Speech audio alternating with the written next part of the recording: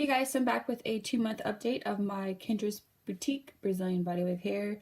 Don't mind my filming situation right now. This is the best that I can do, but I want to get a video uploaded for you guys. And this is just the hair in its natural state, brushed out. I haven't really styled the hair. There's not much product in the hair.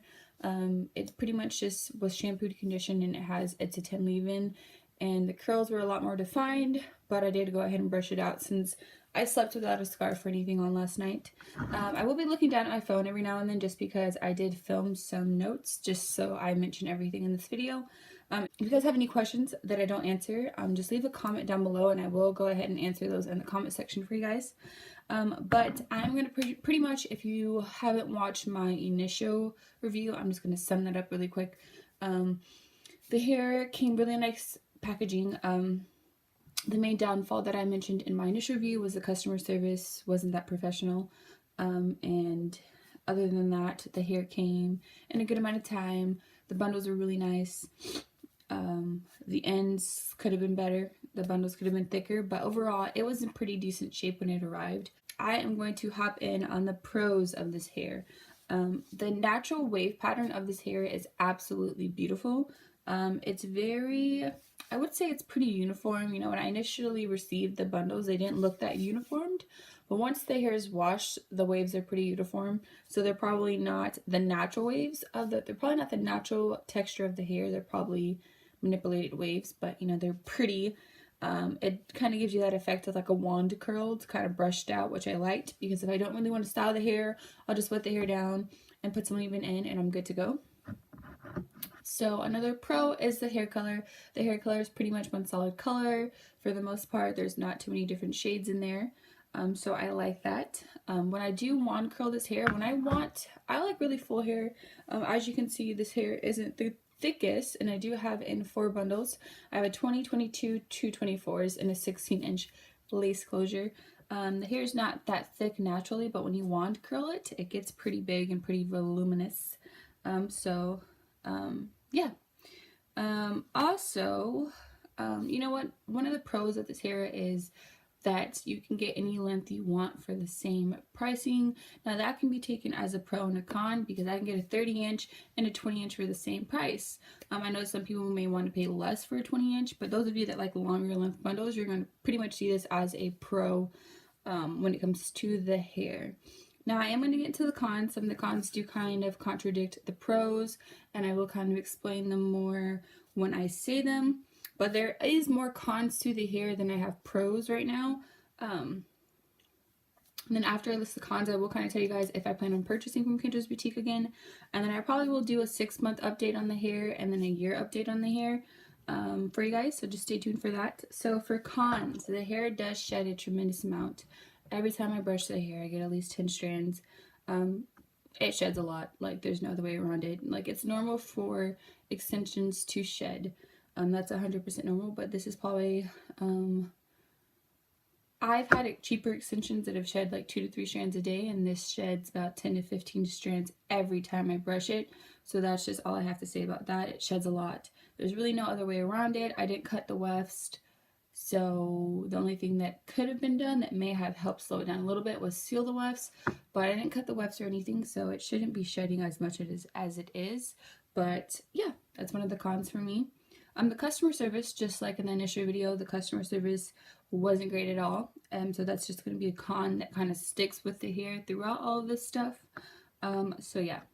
The pricing, okay, so for the pricing, you know, like I was saying, as a pro, you can get a 20-inch and a 30-inch for the same price, and that's pretty nice. If you like those longer bundles, you're not having to pay more for those lengths, but the con is the price, because for the price that I paid for this hair, I believe I paid $400. It was $400 pretty much, and for that price, I would expect the hair not to shed as much and to tangle as much.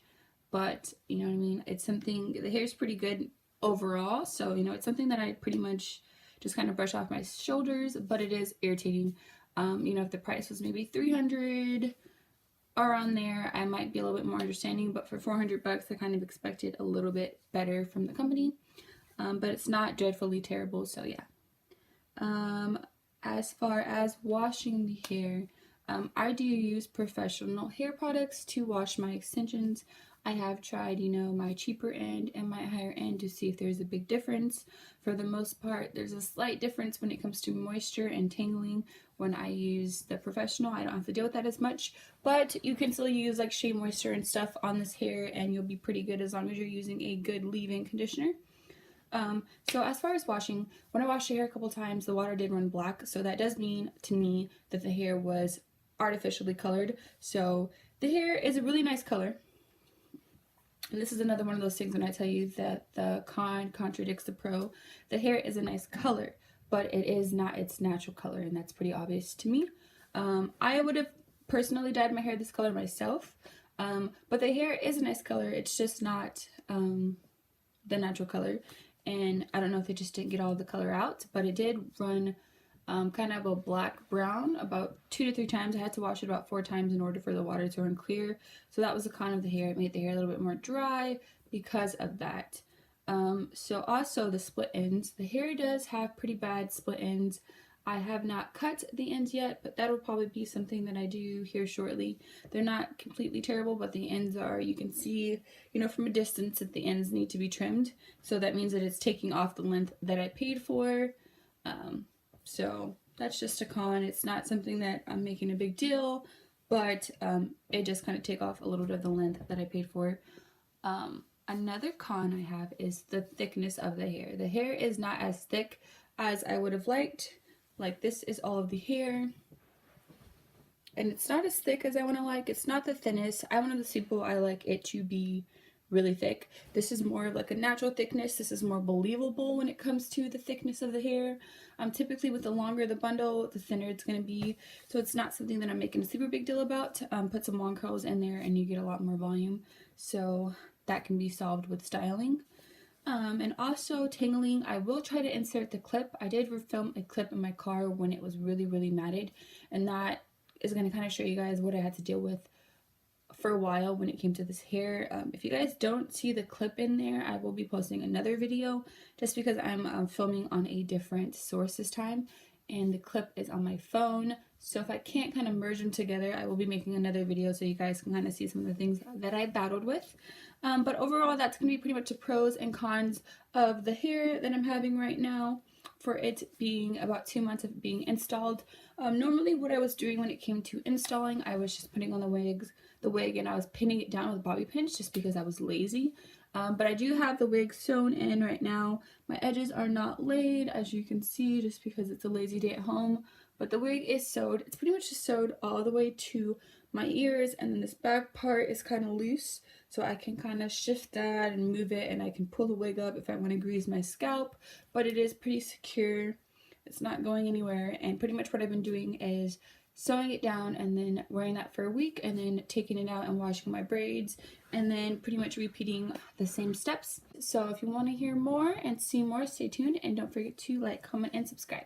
See you guys in my next video. Bye.